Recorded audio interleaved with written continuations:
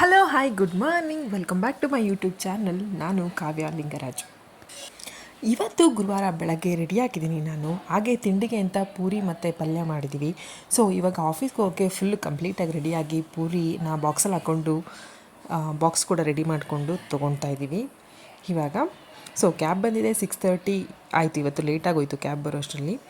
ನಾನಿವತ್ತು ನಿಮಗೆ ನನ್ನ ಜಾಬ್ ಜರ್ನಿ ಬಗ್ಗೆ ಸ್ವಲ್ಪ ಒಂದು ತುಣುಕುನ ಶೇರ್ ಮಾಡಬೇಕು ಅಂತ ಅಂದ್ಕೊತಾ ಇದ್ದೀನಿ.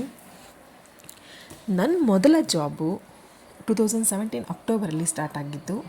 ಸೊ ಇನ್ಫೋಸಿಸಲ್ಲಿ ನನ್ನ ಫಸ್ಟ್ ಜಾಬ್ ಸ್ಟಾರ್ಟ್ ಆಗಿದ್ದು. ಹಾಗೆ ಸ್ಯಾಲ್ರಿ ನನಗೆ ಬರ್ತಿದ್ದಿದ್ದೆ 9,000 ಬರ್ತಾಯಿತ್ತು. ಸೊ ನಾನು ಅಷ್ಟು ಸ್ಯಾಲ್ರಿಯಲ್ಲಿ ಹೆಂಗೆ ಮ್ಯಾನೇಜ್ ಮಾಡ್ತಿದ್ದೆ ಅಂದರೆ, ಆವಾಗ ಸ್ವಲ್ಪ ಪಿ ಜಿ ಕಾಸ್ಟು ಕೂಡ ಕಡಿಮೆ ಇತ್ತು. ಅದರಲ್ಲಿ ಅರ್ಧ ಇತ್ತು, 4,500 ಇತ್ತು. ಸೊ ಪಿ ಜಿ ಎಕ್ಸ್ಪೆನ್ಸಸ್ನ ಬಿಟ್ಟು ಇನ್ನು ಮಿಕ್ಕಿದ ಮನಿನ ಸೇವ್ ಮಾಡಿ ಇಟ್ಕೋತಿದ್ದೆ. ನನ್ನ ಮೊದಲು ಜಾಬ್ಗೆ ಸೇರಿದಾಗ ತುಂಬ ಕನಸುಗಳಿರುತ್ತೆ. ಎಂಜಾಯ್ಮೆಂಟ್ ಮಾಡಬೇಕು, ಅಲ್ಲಿಗೆ ಹೋಗಬೇಕು, ಇಲ್ಲಿಗೆ ಹೋಗಬೇಕು, ಶಾಪಿಂಗ್ ಹೋಗಬೇಕು, ಮಾಲ್ಗೆ ಹೋಗಬೇಕು ಅಂತೆಲ್ಲ.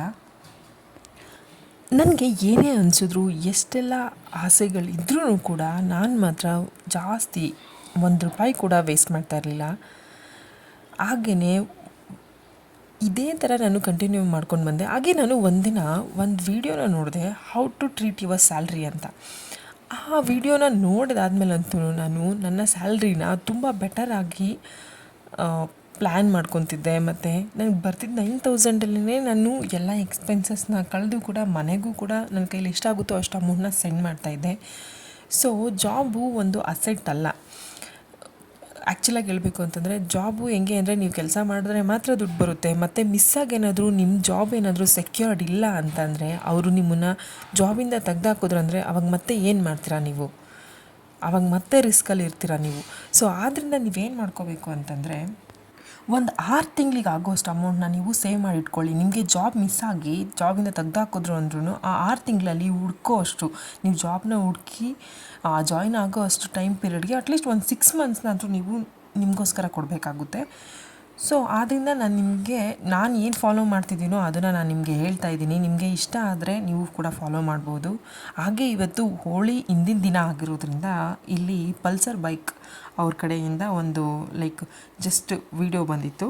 ಅದನ್ನು ವಿಡಿಯೋನ ಇಲ್ಲಿ ಹಾಕ್ತಾಯಿದ್ದೀನಿ ನೋಡಿ ನಿಮಗೋಸ್ಕರ. ಹಾಗೆ ನಾನು ನನ್ನ ಸಿಸ್ಟರ್ ಇನ್ ಲಾ ಮನೆಗೆ ಹೋದ್ವಿ, ಅಂದರೆ ನನ್ನ ನಾದಿನಿ ಮನೆಗೆ ಹೋಗಿದ್ದೆ.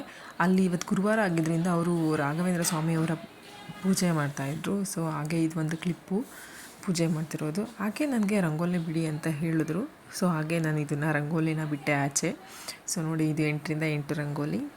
ಸೊ ಅಲ್ಲಿಂದ ಬಂದು ವಾಪಸ್ಸು ಮನೆಗೆ ರೀಚ್ ಆದಮೇಲೆ ಊಟ ಮಾಡಿ, ಸೊ ನಿಮಗೆಲ್ಲರಿಗೂ ಬಾಯ್ ಹೇಳೋಣ ಅಂತ ಬಾಯ್ ಹೇಳಿ, thanks for watching, good night ಎಲ್ಲರಿಗೂ.